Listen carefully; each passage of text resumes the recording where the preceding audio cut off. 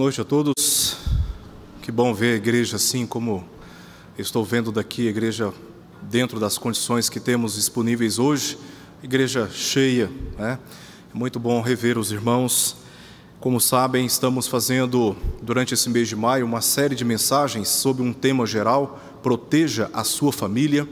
E já tivemos aqui três mensagens atendendo exatamente o propósito de orientarmos a igreja, alertarmos a igreja, edificarmos a igreja pela palavra de Deus, quanto aos cuidados que precisamos ter com as nossas famílias. E nessa ocasião, nós estaremos falando sobre um tema que já foi divulgado, que é a vida comum do lar. E para este fim eu peço aos irmãos que abram, por favor, primeira epístola de Pedro, capítulo 3, leremos apenas o que diz o verso 7. A palavra de Deus diz assim: maridos, vós igualmente vivei a vida comum do lar, com discernimento, e tendo consideração para com a vossa mulher como parte mais frágil. Tratai-a com dignidade, porque sois juntamente herdeiros da mesma graça de vida, para que não se interrompam as vossas orações. Meus queridos irmãos, um famoso teólogo calvinista falecido do ano passado, chamado James Packer, ele tem um livro chamado Conhecendo o Homem. Neste livro, na página 43, ele diz o seguinte: que uma vez que perdemos o contato com Deus e com a sua palavra, perdemos o sentido de comunidade, pois o pecado destrói o amor ao próximo, de nossa própria identidade, pois no nível mais profundo não sabemos quem ou o que somos ou por que motivo existimos. E é nesse sentido que a nossa sociedade, porque desconsidera a palavra de Deus, estimula o homem a reinterpretar a sua própria masculinidade. Daí surgem falsos conceitos a respeito do que significa ser homem, como, por exemplo, não aceitar conselhos de mulheres. Há muitos que pensam que não aceitar conselhos de mulheres estão reafirmando a sua masculinidade. Outros pensam que ser homem é não reconhecer e pedir perdão pelos seus maus comportamentos, não dar sinais de fraqueza, como por exemplo o choro. Eu já ouvi isso muitas vezes na minha infância, dizendo: olha, não chore, porque quem chora não é homem. Então a gente cresce debaixo de certos valores, debaixo de certos conceitos, e acabamos reafirmando para nós algo que não é bíblico. Não participa, por exemplo, de afazeres domésticos. Há homens que pensam que se eles se envolverem com afazeres domésticos, eles estão fragilizando na sua condição de homem. Outros pensam que a afirmação de masculinidade está no fato de namorar com o máximo possível de mulheres, ou com o máximo possível de mulheres ter relações sexuais. Outros acham que ser homem é ser um espartano, sem qualquer sensibilidade emocional, sem qualquer sinal de romantismo.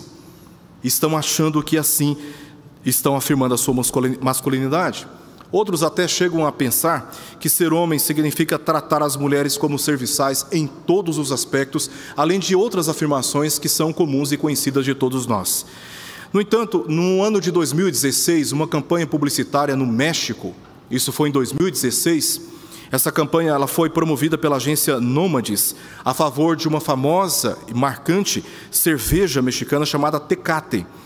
Nessa campanha, além de outras frases, o vídeo está na internet, em espanhol, podem conferir.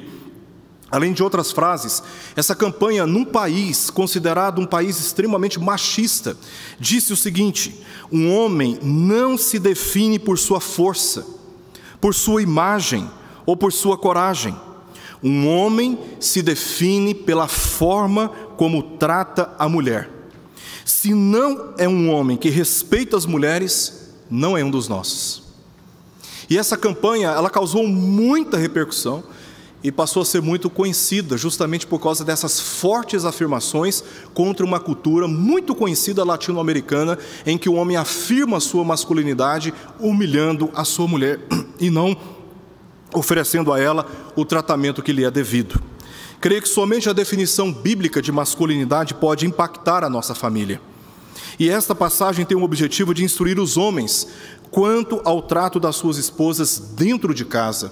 Pedro se dirige aos homens exatamente com essa finalidade, e esta é, portanto, a minha finalidade ao expor essa passagem aqui também. Para entendermos melhor o que diz esse único verso, é preciso fazermos uma rápida revisão do que trata aqui a epístola. Do capítulo 1, verso 1 até o capítulo 2, verso 10, o apóstolo Pedro está abordando a teologia da soteriologia, como Deus, na sua graça, promoveu a salvação e a santificação também dos crentes. Depois, com base neste fundamento da salvação, dos versos 13 até verso 11 do capítulo 2 até o verso 17, o apóstolo Pedro vai justificar ou aplicar a teologia da salvação nas relações pessoais. Se você puder voltar um pouquinho o texto, capítulo 1, verso 13, você vai ver o que Pedro está dizendo aqui. Ele diz, por isso, ele está abordando justamente a doutrina da salvação. Ele diz, por isso, cingindo o vosso entendimento, sede sóbrios e esperai inteiramente na graça que vos está sendo trazida na revelação de Jesus Cristo. Como filhos da obediência, não vos amoldeis as paixões que tinhais anteriormente na vossa ignorância. Pelo contrário, segundo é santo aquele que vos chamou, tornai-vos santos também vós mesmos em todo o vosso procedimento.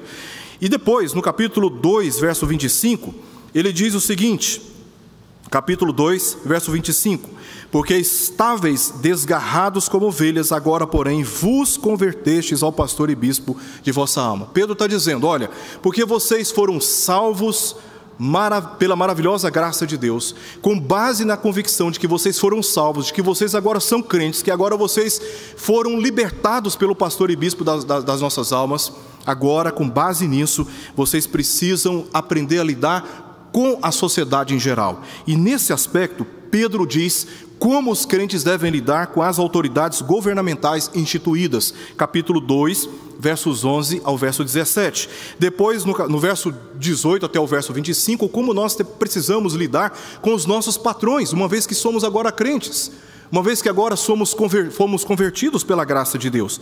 Logo após estes aspectos em que Pedro aplica a obra da salvação, ele se volta para o contexto familiar. Entramos no capítulo 3. No capítulo 3, versos 1 ao verso 6, Pedro vai dizer para as mulheres que estão casadas com homens que não são crentes, como elas devem lidar com este contexto, com seu procedimento, com seu testemunho, com as virtudes do seu caráter, muito mais do que os adornos externos de beleza. Então Pedro instrui a mulher crente que está casada com um homem não crente sobre como deve agir com a finalidade de ganhá-lo, este que não obedece à palavra. E aqui no verso 7 ele se volta para os homens crentes, e ele vai dizer para os homens crentes como eles devem lidar com seus casamentos, como eles devem lidar com as suas esposas, tratando as suas esposas. E termina nessa parte aqui, ele falando sobre como os crentes devem agora lidar com os tratamentos injustos neste mundo. E ele apresenta Jesus como uma referência de alguém que veio ao mundo, que sofreu, e que é exemplo sobre como lidar com relacionamentos injustos. Então veja como Pedro está abordando aqui, e ele vai até o final da epístola falando sobre como lidar com o sofrimento, observando o exemplo de Jesus. Mas perceba qual é o entendimento de Pedro. Uma vez que vocês foram salvos pela graça de Deus, agora vocês, com base nesta convicção, com base nesta certeza, vocês precisam aprender a lidar com o contexto familiar. E a conduta exigida dos homens aqui é para com as suas esposas, como um caminho para que o seu casamento vá bem e para que a glória de Deus resplandeça dentro da sua casa. Todos nós estamos sujeitos a passarmos por muitas crises nos nossos relacionamentos, muitos desentendimentos. E se nós quisermos, homens, estou me dirigindo especialmente a estes, se nós quisermos que os nossos casamentos sejam bem-sucedidos, se nós quisermos que a bênção de Deus seja visível, não apenas imaginada, mas que ela seja palpável, visível no ambiente da nossa casa, nós temos que dar atenção ao que diz exatamente essa palavra aqui, este texto que Pedro está expondo para nós. E este verso, apenas este verso, eu estou dividindo em 3 sessões. Primeiro, os homens precisam aprender a viver a vida comum do lar com discernimento. Segundo, tendo consideração pelas mulheres como a parte mais frágil. E por fim, tratando-as com dignidade. Esses são os conselhos que Pedro dá aos homens crentes que estão casados com mulheres crentes e quem sabe também casados com mulheres que não são crentes. Se quisermos, repito, a bênção de Deus nos nossos casamentos, temos que atentar para estes conselhos da palavra de Deus. Em primeiro lugar, vivendo a vida comum e com discernimento. A tradução literal dessa parte diz o seguinte: os maridos, da mesma forma, porque ele tinha refletido sobre a postura da mulher crente no trato com o marido que não é crente, da mesma forma, vivam com elas de acordo com o conhecimento. Esta é a tradução literal dessa parte aqui. Pedro está recomendando aos maridos que vivam unidos às suas esposas, no trato de tudo o que envolve a vida conjugal, reprovando com essas palavras a omissão no casamento e também com as necessidades dentro de casa. Sabemos que a convivência, por mais bela que seja, de um casal, por mais bela que seja, está vulnerável a desentendimentos e diversas crises que facilmente podem enfraquecer a harmonia, tornando o relacionamento frio, apático e até mesmo separando a convivência, mesmo estando debaixo da mesma casa, debaixo do mesmo teto. Os desentendimentos, eles vão acontecendo e de forma silenciosa e gradativa vão minando a alegria e o prazer de uma convivência harmoniosa dentro de casa. E a proteção do casamento é uma designação direta de Pedro aqui aos maridos, pois ele entendia que os maridos são os responsáveis pela família. Então ele se dirige aqui aos homens, reivindicando que os homens assumam a liderança dos seus casamentos, assumam a liderança dos seus relacionamentos matrimoniais, dos seus relacionamentos familiares. Se os maridos forem dispostos a dialogar, a exercer paciência, a cooperar com as tarefas domésticas, a respeitar as necessidades e diferenças das suas esposas, agindo com cortesia, com sensibilidade e principalmente com amor abnegado, serão capazes de superar grande parte dos problemas familiares pelos quais estão atravessando ou quem sabe, ainda hão de atravessar. Se eles forem sensíveis à realidade da sua esposa, certamente eles terão capacidade, pela orientação da palavra de Deus, de superarem as suas lutas. E a exortação aqui é clara: o marido deve viver de acordo com o conhecimento. Que conhecimento é esse que Pedro está abordando aqui? O marido, ele precisa conhecer o que significa o casamento do ponto de vista bíblico, o seu propósito, suas responsabilidades dentro da estrutura conjugal. Quais são as responsabilidades da sua esposa? Ele precisa, do ponto de vista bíblico, entender o que significa casamento. E quando nós nos casamos sem entender do ponto de vista divino o que é o casamento, nós usamos referências que não são bíblicas. E por isso nós ficamos patinando. Por isso que nós promovemos muitas vezes com ações tolas, mal pensadas, precipitadas, desajustes, desacordos, desarmonias dentro de casa. O marido precisa compreender biblicamente o que significa o casamento. Para você que está pretendendo se casar, fica aqui este conselho: procure conhecer biblicamente o que significa o casamento e quais são as suas responsabilidades. Não foi apenas uma vez, foram várias vezes, em aconselhamentos pré-nupciais, depois do primeiro encontro, quando eu abordei os fundamentos bíblicos a respeito do casamento, que eu ouvi dos nubentes dizendo: pastor, nós precisávamos ouvir isso, porque agora temos a chance de reavaliar a nossa decisão. Não que eu quero assustar, mas a responsabilidade é muito grande. O casamento envolve uma responsabilidade tão grande que quando nós nos casamos, ou quem sabe já casados, e nós não procuramos entender e conhecer o que Deus fala a respeito do casamento, nós negligenciamos ele facilmente. E o primeiro conhecimento que o marido precisa ter aqui, para dirigir o seu ambiente familiar, para dirigir o seu casamento, é compreender qual é a vontade de Deus a respeito do casamento que o próprio Deus instituiu. O outro conhecimento que o marido precisa ter é a respeito da sua esposa. Quais são os limites e os anseios da sua esposa, suas responsabilidades, suas necessidades emocional e espiritual, como atender às necessidades da sua esposa. Como eu posso dirigir um carro que eu não entendo, que eu não conheço o carro? Como eu posso conduzir o meu casamento sendo que eu não conheço a minha esposa? Eu não conheço os limites dela, eu posso estar aquém dos seus limites, das expectativas que ela tem a respeito de mim, como eu posso também estar além, extrapolando os limites dela, exigindo dela, estabelecendo expectativas a respeito dela que ela não pode atender. E Pedro está reivindicando que os homens conheçam também as suas esposas. para saberem até que ponto eles podem ir. Grande parte dos problemas de relacionamento está relacionada com a falta de conhecimento e de atenção para com as necessidades básicas das nossas famílias. Das nossas famílias. O marido deve ser um homem que conhece, que compreende a sua esposa, se unindo a ela, não como um observador passivo ou omisso, que enxerga tudo, vê tudo, mas ele não age, ele não se envolve. Mas ele deve se envolver como um servo e guardião da sabedoria de Deus dentro da sua casa. Os homens são aqui chamados à nobre responsabilidade, ao privilégio que Deus lhes concedeu de aplicarem a sabedoria divina nos seus relacionamentos dentro de casa. No seu relacionamento dentro de casa. Segundo a exortação de Pedro, diz que eles precisam ter consideração pelas suas esposas como sendo a parte mais frágil. Mais frágil. Eles devem viver com elas de acordo com o conhecimento. Em segundo lugar, eles devem ter consideração por elas como a parte mais frágil.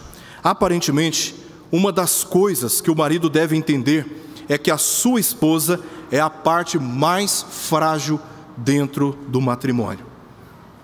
Parece ser óbvio, mas é necessário ao mesmo tempo falar uma coisa como esta. Me lembro de uma vez que eu terminei de pregar, fui para um ambiente da oração, onde as pessoas vão pedindo orações, e eu recebi uma pessoa que não é da nossa igreja, que tinha acabado de tomar uma surra do seu marido, e o seu filho estava tão traumatizado que enquanto eu falava com a mãe, ele estava com as mãozinhas nos ouvidos, aqui dentro. Veio aqui pedindo ajuda. Tinha acabado de bater na sua esposa, de machucar a sua esposa.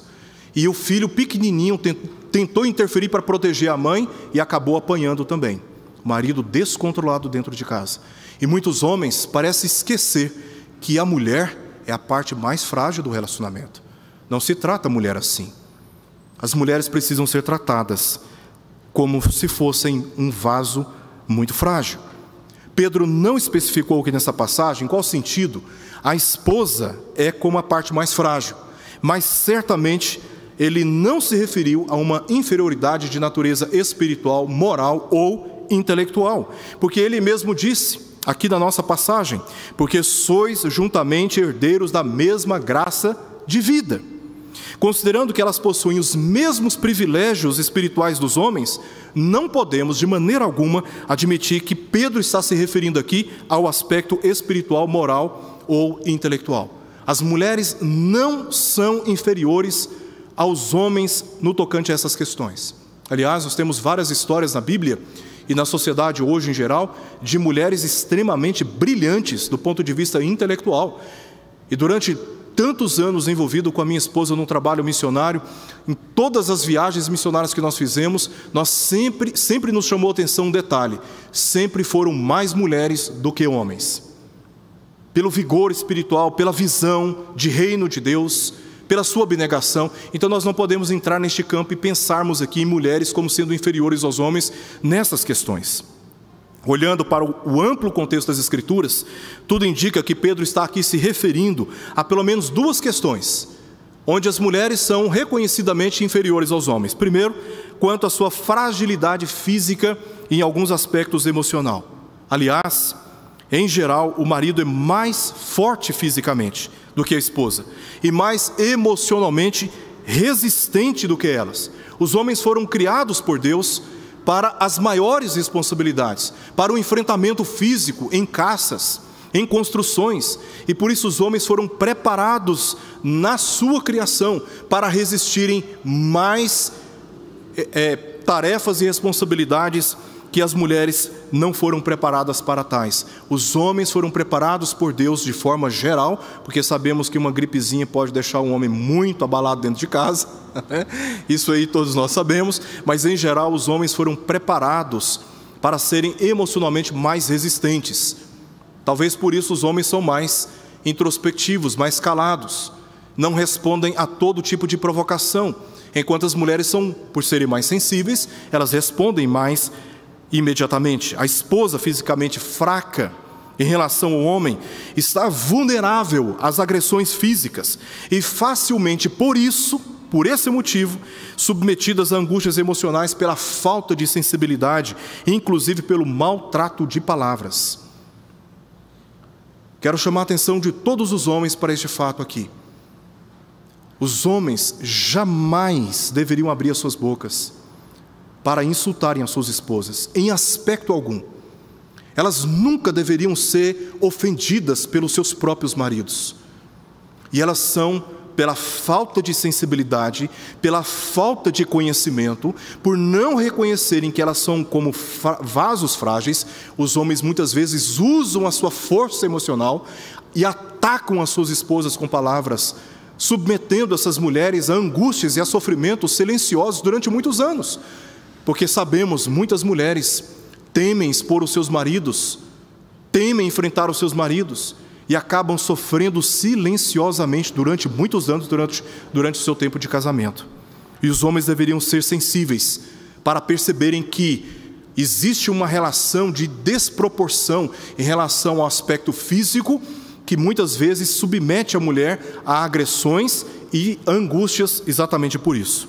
O outro aspecto que certamente Pedro está se referindo aqui, quanto à fragilidade da mulher, tem a ver com o contexto social daqueles dias.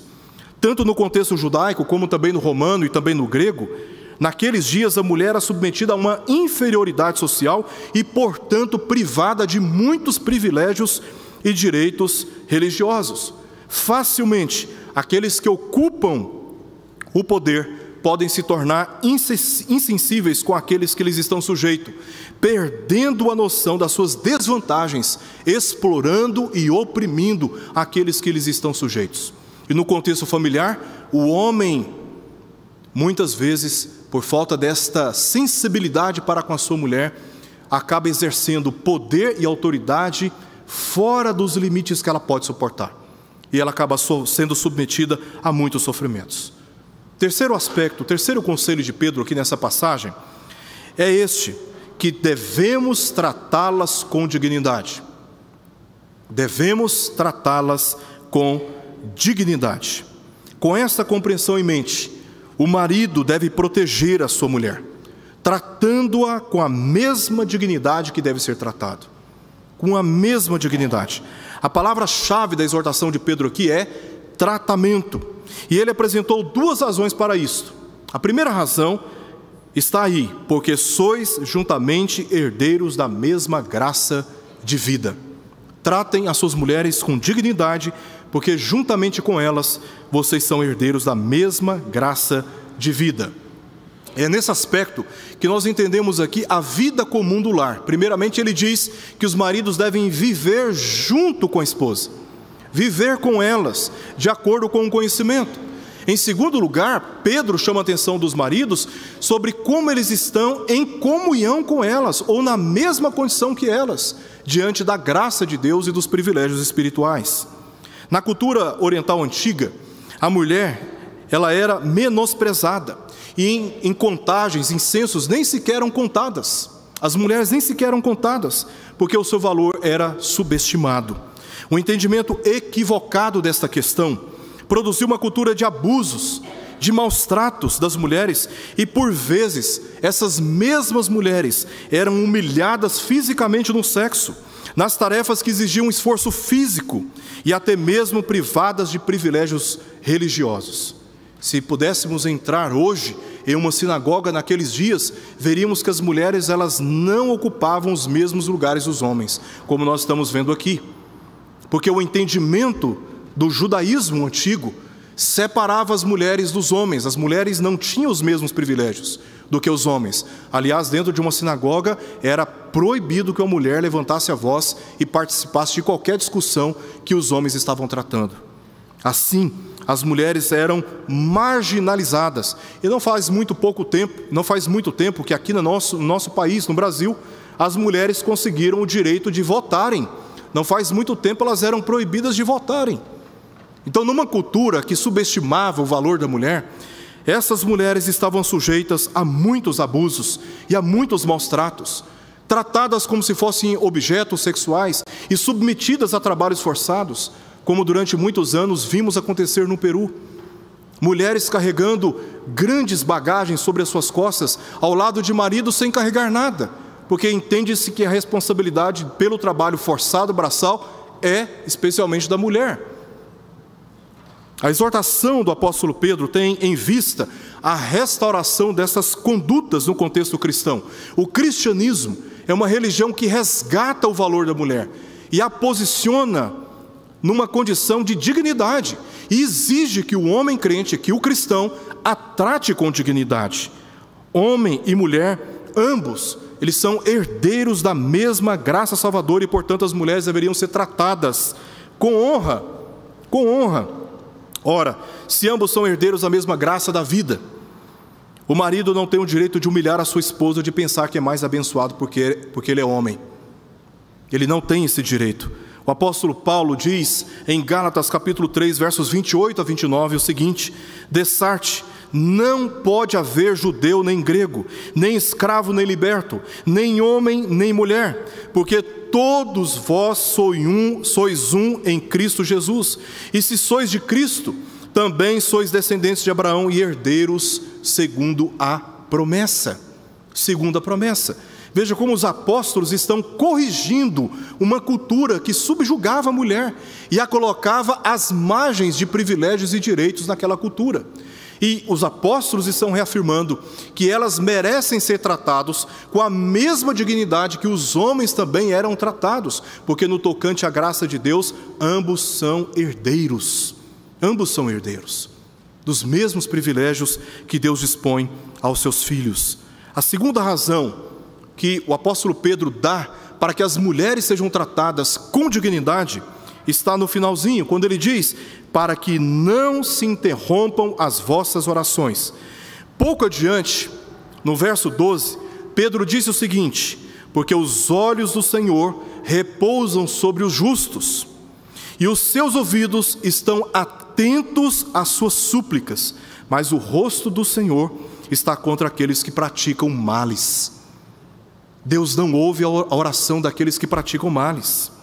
Pedro ensina que ao violar a lei na perspectiva horizontal das nossas relações, em particular com a esposa, o marido prejudica a lei na perspectiva vertical da sua relação com Deus. Assim como vemos, por exemplo, em Mateus capítulo 5, versos 23 até o verso 25, que quando chegamos no altar e ali nos lembramos que o nosso irmão tem algo contra nós, devemos deixar diante do altar a nossa oferta e reconciliar com ele só depois apresentarmos a nossa oferta. Porque quando nós violamos a lei na perspectiva horizontal, nós prejudicamos a nossa comunhão com Deus. E essa verdade é exatamente esta que o apóstolo Pedro está afirmando aqui nessa passagem. O pecado sempre interfere na comunhão, que é a expressão de intimidade, de harmonia, de confiança. E atitudes de agressões emocionais ou físicas, ressentimentos por parte dos maridos, difamações das suas mulheres e humilhações não fortalecem a nossa devoção a Deus. Eu me lembro, numa das viagens missionárias que eu fiz no Pará, muitos anos atrás, na cidade de Marabá, eu estive juntamente com uma companheira, uma pessoa que estava me auxiliando nos trabalhos. Tivemos um aconselhamento com uma menina de 12 anos de idade. E ela nos reportou como o pai a abusava sexualmente dentro de casa durante anos. E aí eu pensei, tenho que chamar esse rapaz aqui e olhar nos olhos dele, né? E ela falou: não, o senhor não pode fazer isso. Porque se o senhor fizer isso, quando o senhor sair daqui da cidade, eu vou sofrer depois retaliações. E este homem era um obreiro da igreja. E eu tive que entrar na igreja e ver aquela criança junto com a sua família e o pai do lado. Esse tipo de comportamento dentro de casa, que nos dirige a agredir, ofender, machucar, destruir a harmonia dentro da nossa casa, só produz hipocrisia religiosa, porque Deus não tem os seus ouvidos atentos àqueles que violam a lei na perspectiva horizontal e depois querem apresentar a sua oferta, querem buscar a intimidade e a harmonia com Deus. Deus se recusa, como o verso 12 aqui nos diz: o rosto do Senhor está contra aqueles que praticam males. E esta é uma verdade. E nós, homens, deveríamos nos arrepender das nossas más condutas dentro de casa e aprendermos definitivamente a tratar as nossas esposas com a dignidade que a Escritura exige de nós na relação com elas. Portanto, aqueles que desejam avivamento espiritual, aqueles que estão ansiosos por um avivamento no Brasil, aqueles que estão desejosos de experimentarem um avivamento espiritual e crescer num relacionamento com Deus, devem atentar primeiramente para o modo como tratam as suas esposas dentro de casa. Verdadeiro avivamento começa dentro de casa, no trato com a nossa esposa, no trato com os nossos filhos, e a maneira como nós tratamos os nossos pecados neste ambiente que é básico. Enquanto o marido está orando, os suspiros das suas esposas, quando desonradas e maltratadas, interferem nas suas orações. Eles estão ouvindo, mas eles estão orando, mas o apóstolo Pedro está dizendo: suas orações estão sendo interrompidas, porque está havendo uma interferência, está havendo um ruído de mulheres maltratadas, ofendidas, humilhadas, negligenciadas, cuja responsabilidade para com elas está sendo negligenciada. E Pedro está dizendo: se vocês querem crescer no relacionamento com Deus, se vocês querem ter harmonia com Deus, resolvam seus problemas para com as suas esposas. E eu quero terminar, meus irmãos, trazendo dois conselhos para todos nós aqui. Primeiramente para com os solteiros, depois para com os casados.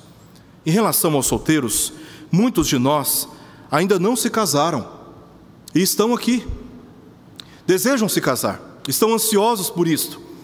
E eu estou ansioso também com estes que querem se casar, porque o casamento é uma bênção, mas ainda não se casaram. Em que sentido essa palavra se aplica a estes que ainda não se casaram? Se você é solteiro, preste bem atenção nisso que nós temos para dizer. Eu chamo a sua atenção para este fato de que o casamento começa antes de começar. Me permita explicar aqui este conceito. A fase preparatória do namoro, a fase preparatória do casamento, que nós muitas vezes chamamos de namoro ou de noivado, que no meu entendimento bíblico é a mesma coisa, é nesta fase que nós começamos a aprender e a aplicar este princípio sobre como deveremos tratar a nossa futura esposa, com a máxima consideração e respeito, assumindo a liderança de dirigir o relacionamento na santidade, na comunhão com Deus e também na comunhão com a igreja. É nesta fase que nós aplicamos esta verdade sobre como haveremos de tratar a nossa futura esposa. Começa aí, a maneira como você trata a sua namorada ou a sua noiva, ou o seu namorado, o seu noivo. É nesta fase que nós provamos, que nós sinalizamos, que nós indicamos como seremos depois como casados. Porque não há nenhuma fórmula mágica no momento do ritual do casamento, da cerimônia do casamento. Depois da festa do casamento, da cerimônia do casamento, seja civil, seja religioso, as pessoas continuarão sendo aquilo que elas sempre foram. Então não existe milagre, fórmula mágica na cerimônia. É nesta fase, antes do casamento, que nós começamos a ter projeções sólidas e concretas sobre com quem estaremos vivendo após a cerimônia do casamento. E é aí que começa o treinamento. A tratar a noiva, a tratar a namorada com a devida consideração e também honra. É nessa fase que deve conhecê-la profundamente, tanto os seus limites quanto as suas necessidades. Porque a partir do momento que fizer os votos matrimoniais, a responsabilidade que antes era do pai, agora passa a ser a sua responsabilidade. A sua esposa passa a ser a sua responsabilidade. E você não pode transferir essa responsabilidade para ninguém mais. Então este é o momento para que você conheça mais profundamente a sua esposa, os seus limites, suas necessidades, porque depois a responsabilidade será sua. A respeito dos casados, definitivamente, me dirijo especialmente aos homens, entenda que somente homens de verdade tratam as suas mulheres com dignidade e cuidam delas como se trata um vaso frágil e caríssimo, com delicadeza, ternura e amor abnegado. Somente homens de verdade tratam as suas mulheres com estes devidos cuidados. Fique atento às suas esposas. Não permita que elas se sintam sozinhas estando ao seu lado. Infelizmente, muitos casais vivem debaixo do mesmo teto, mas não têm comunhão, amizade, diálogos saudáveis, tempo de qualidade juntos. O excesso de programas de TV, o excesso de internet, de redes sociais, o excesso de apego a aparelhos de celular tem afastado as pessoas umas das outras, por incrível que pareça. Estão tão próximos, mas ao mesmo tempo estão distantes, porque estão cada vez menos atentos uns aos outros. Cada vez menos atentos uns aos outros. Como homens cristãos casados, jamais deveríamos nos esquecer que a liderança espiritual dos nossos casamentos nos pertence. E neste sentido, a proteção da nossa casa é uma responsabilidade intransferivelmente nossa. A minha casa é a minha responsabilidade, o meu casamento é a minha responsabilidade, os meus filhos são da minha responsabilidade, mais do que da minha esposa. Mais do que da minha esposa. A responsabilidade é minha, o cuidado é meu.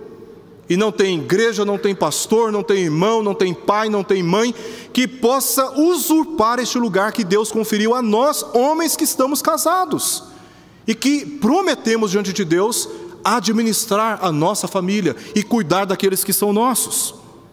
E é nesse sentido que eu apelo para que homens casados orem por suas esposas e lhes ensinem as Escrituras. Se você não se sente capacitado para isso, deixe esse discurso e comece a procurar capacitação. Existem literaturas, existem aconselhamentos para este fim. Mas definitivamente comecem a orar por suas esposas e a ensinar as Escrituras dentro da sua casa. Ensinar a sua esposa, ensinar aos seus filhos o reto caminho do Senhor, porque esta é uma responsabilidade primária sua. Esta é uma responsabilidade primária minha. E nós não podemos transferir esta responsabilidade para ninguém. Organize a vida familiar e participe de afazeres domésticos. Isto é justo e valoriza a sua dignidade como homem que está atento às necessidades do seu lar e também participa dessas necessidades. E elimine tudo o que ameaça a confiança na sua integridade e lealdade para com as suas esposas. Quanto ao trato com outras mulheres, seja absolutamente honestos nessas questões, falando sempre a verdade. Homens de verdade honram as suas esposas. Homens de verdade cuidam das suas esposas. Homens de verdade zelam dos seus casamentos. Zelam dos seus casamentos. E a verdade deve conduzir as nossas relações. Jamais deveríamos cortejar, brincar com aquilo que tem o poder de destruir a nossa família, porque depois os danos, para lidar com eles, vai ser muito mais difícil. E a palavra de Deus, que é inspirada pelo Espírito Santo de Deus, ecoa nos nossos dias, apelando aos homens para que vivam com as suas esposas com conhecimento, as tratando com dignidade e tendo consideração por elas como se fossem vasos frágeis. Tudo isto nos leva à pessoa de Jesus, nos leva à pessoa de Cristo, pois nós aprendemos no exemplo de Cristo como sermos maridos de verdade. O apóstolo Paulo testemunhou em Efésios, capítulo 5, texto que lemos na nossa liturgia, no capítulo 5, versos 25 a 30, que Jesus amou a sua igreja e a si mesmo se entregou por ela, a santificando, a alimentando e cuidando dela, como quem cuida do seu próprio corpo. Jesus é apresentado na Bíblia como homem perfeito e firme referência para que todos nós, homens, encontremos a nossa verdadeira identidade e missão em nossos casamentos. Aquela ideia de que o homem não se humilha diante da sua esposa, servindo às suas necessidades e ajudando nas tarefas domésticas, se prova contrária ao verdadeiro significado da masculinidade, quando observamos o testemunho de que Jesus a si mesmo se humilhou como homem, morrendo no lugar da sua noiva, que é a igreja. Ele se entregou por ela, ele a serviu, ele se humilhou por ela. Descobrimos que não há glória maior do que esta. Não há glória maior do que esta. Que não há recompensa maior do que esta, de viver unido com a esposa, tendo consideração por ela como parte mais frágil e tratá-la com dignidade. Vamos orar.